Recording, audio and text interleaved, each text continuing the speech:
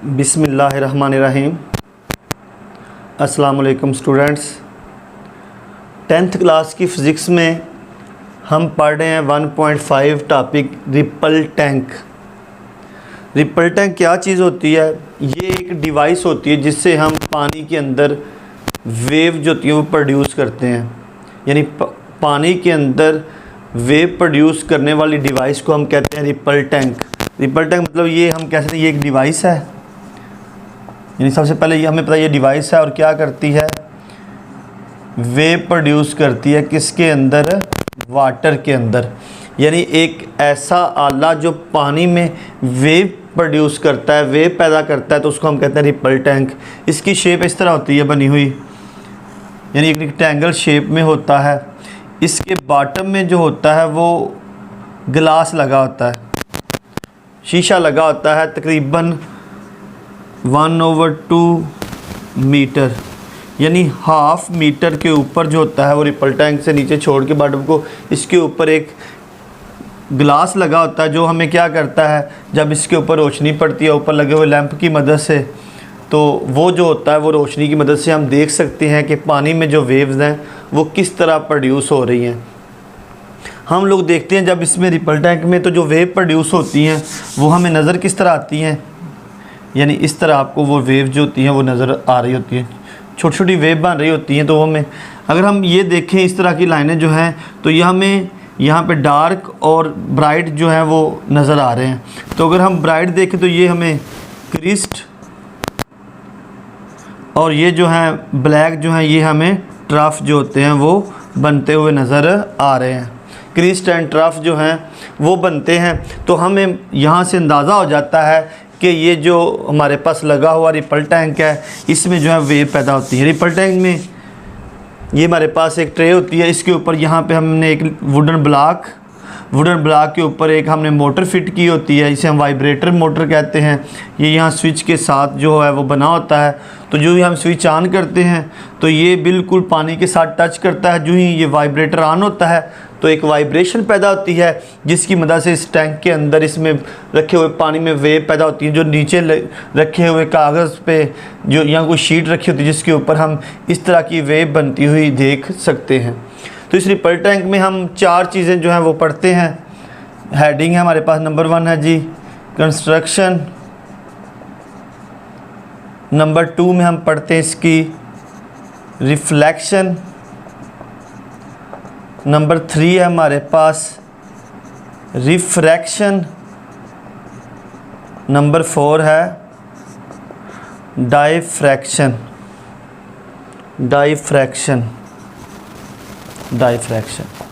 यानी ये 4 चीज़ें हम रिपल टैंक में पढ़ते हैं। हमने इसकी कंस्ट्रक्शन पढ़ ली थी लास्ट टॉपिक में, और आज हमने पढ़ना है रिफ्लेक्शन कि रिपल टैंक में रिफ्लेक्शन कैसे होती है। तो आज का हमारा जो टॉपिक है reflection of ripple tank. Ripple tank में रिफ्लेक्शन कैसे की होती है? रिफ्लेक्शन है क्या चीज़? यानी किसी भी मीडियम में जब कोई चीज़ टकराती है एक मीडियम से दूसरे मीडियम में, तो वो वापस पहले मीडियम में ही वापस पलट आए, तो उसको हम कहते हैं रिफ्लेक्शन। फॉर एग्ज़ाम्पल जैसे हम ये दीवार है तो हम यहाँ पे एक बॉल को हिट करते हैं इस दीवार के साथ। जब बॉल दीवार पे टकराती है तो टकराने के बाद वो वापस आप तक पहुँच जाती है। यानी ये हमारे पास एक मीडियम हम है फॉर एग्ज़ाम्पल, और दूसरा मीडियम जो है दीवार है। जब एक मीडियम से दूसरे, यहाँ पे मीडियम दो मीडियम होने ज़रूरी हैं, यानी एक मीडियम से दूसरे मीडियम से टकराती है, फॉल करती है और वापस पहले मीडियम में ही आ जाती है, तो इस अमल को हम क्या कहते हैं? रिफ्लेक्शन का अमल होता है। तो जैसे आप लोगों ने देखा होगा कि कई दफ़ा हमने जो हमारे पास शीशा होता है, मिरर होता है, तो हम वहाँ पे लाइट जो होती है बल्ब की या सूरज की, तो हम उसकी जो पिक्चर होती है उसे बना के हम किसी दीवार पर या किसी जगह पे भी किसी को दिखा रहे होते हैं कि ये देखें यहाँ पे लाइट जो है वो फॉल कर रही होती है। तो वो जो लाइट जो होती है वो मिरर से टकराने के बाद उस जगह पे जो होती है वो पड़ रही होती है। तो ये अमल जो होता है ये रिफ्लेक्शन का अमल होता है। तो अब रिफ्लेक्शन के अमल में चीज़ जिस मीडियम से एक मीडियम से दूसरे मीडियम में टकराने के बाद पहले मीडियम में वापस आ जाती है, तो इस अमल को हम रिफ्लेक्शन का अमल कहते हैं। रिपल टैंक में ये अमल कैसे होता है? अब ज़रा देख रहे हैं कि ये हमारे पास रिपल टैंक है, ये यहाँ पे वाइब्रेटर लगा हुआ है, यहाँ पे इस तरह वेव पैदा हो रही होती हैं, यानी ये वेव जो होती है पैदा। अब यहाँ पे हम क्या करते हैं, एक ऑब्स्टिकल यहाँ पे रख देते हैं हम लोग। हमने यहाँ पे एक ब्लॉक रख दिया, एक ऑब्स्टिकल रख दिया इसको रोकने के लिए। अब क्या होगा, जो ही जैसे जैसे वेव यहाँ पे जाएंगी तो वो इसके साथ क्या करेंगी, टकराएंगी। अब टकराने के बाद वो वापस क्या होंगी, यानी यहाँ से फॉल करती हैं, इससे टकराती है, टकराने के बाद वापस इसी जगह पे वापस आ जाती हैं। यानी ये पानी से निकली और वापस फिर कहाँ पे आ गई, पानी के अंदर। अगर इसको मैं अलग से आपको ज़रा समझा, ये देखें ऐसे, ये हमारे पास एक ऑब्स्टिकल है। अब यहाँ पे वेव जो है वो मूव कर रही है आपकी, यहाँ से ऐसे मूव करती है। अब यहाँ पे टकराती है और टकराने के बाद वो वापस पानी में ही आ जाती है वापस, जिस मीडियम से गई उसी मीडियम में वापस आ गई। तो यहाँ पे हम एक फॉर एग्ज़ाम्पल ये नॉर्मल ड्रा कर लेते हैं, ठीक है। नॉर्मल ड्रा करने का मकसद है कि हमें यहाँ पे एंगल मिल जाएं, ठीक है, ये हमें 2 एंगल मिल जाएंगे। नॉर्मल ड्रा करते हैं हम लोग, जैसे अगर मैं सिंपल देख लूँ यहाँ पे है तो मैं ये एक नॉर्मल ड्रा करता हूँ, ये हमारी वेव आ रही हैं यहाँ पे टकराती हैं और टकराने के बाद वापस इसी मीडियम में वापस चली जाती हैं। तो हमारे पास यहाँ पे 2 थीटा जो होते हैं वो हमें मालूम हो जाते हैं, मतलब 2 एंगल जो हैं वो यहाँ पे मिल जाते हैं नॉर्मल ड्रा करने की वजह से। तो नॉर्मल जब भी हमने थीटा फाइंड करना हो तो हम यहाँ पे नॉर्मल ड्रा कर लेते हैं। तो बात रिफ्लेक्शन पे हो रही थी कि रिफ्लेक्शन कैसे होती है। अब जो ही आप देखें कि ये हमारे पास ऑब्स्टिकल पड़ा हुआ है, तो यहाँ पे वेव या आ रही है, तो वेव के जो होते हैं वो पार्टिकल होते हैं। अब देखें, यानी किसी मीडियम में हम जब डिस्टर्बेंस करते हैं तो डिस्टर्बेंस करने का नाम ही जो होता है एनर्जी मुंतकिल करते हैं, और वेव जो होती है वो प्रोड्यूस, डिस्टर्बेंस मीन वेव पैदा कर रहे हैं आप पानी के अंदर। अब जो ही यहाँ पे फॉल करती हैं इसमें, इससे ऑब्स्टिकल से टकराती हैं और टकराने के बाद इसके मॉलिक्यूल जो होते हैं वो वापस बाउंस बैक कर जाते हैं इसी मीडियम के अंदर। अब यहाँ पे जो हमारा एंगल है ये है हमारे पास नॉर्मल, हमने ड्रा कर लिया। अब यहाँ पे 2 एंगल बन रहे हैं, एक आई और एक का नाम हम क्या रख देते हैं, आर, मतलब एंगल ऑफ इंसिडेंस और दूसरा बनेगा एंगल ऑफ रिफ्लेक्शन।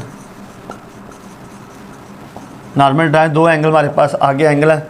अब यहाँ पे रिफ्लेक्शन कब होती है, जब जिस एंगल के साथ वेव दूसरे मीडियम से टकराती है और उसी एंगल के साथ वापस पलट आती है। फॉर एग्जांपल अगर हम देखें, यहाँ पे वेव टकराती है 40 डिग्री पे, एक मिसाल दे रहा हूँ यहाँ पे, या 45 पे टकराती है, और जब वो फॉल टकराती है दूसरे, और जब वो रिफ्लेक्ट बैक होती है उसी मीडियम में, तो वो भी क्या होगा, 45 होगा। मतलब थीटा इक्वल है थीटा के, यानी एंगल आई बराबर होगा एंगल आर के, यानी एंगल ऑफ इंसिडेंस, जिस एंगल से ये वेव इस दूसरे मीडियम से टकराती है उसी एंगल से वो उसी मीडियम में वापस पलटा, यानी एंगल ऑफ इंसिडेंस इक्वल हो जाता है एंगल ऑफ रिफ्लेक्शन के। जब एंगल ऑफ इंसिडेंस और एंगल ऑफ रिफ्लेक्शन दोनों बराबर होते हैं तो फिर कौन सा अमल होता है, रिफ्लेक्शन का अमल।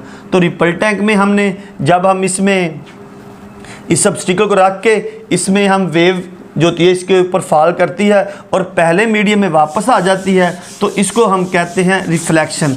अब इस रिफ्लेक्शन को अगर हम इसकी डेफिनेशन से देख लें तो वो है when wave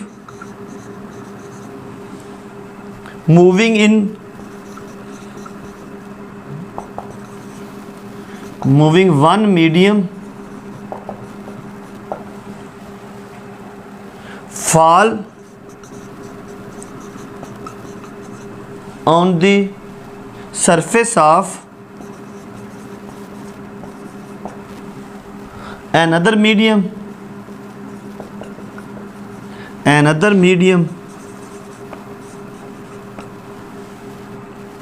they bounce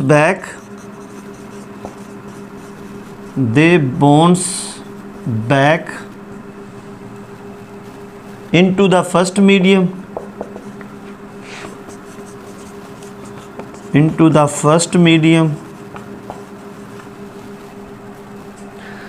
such that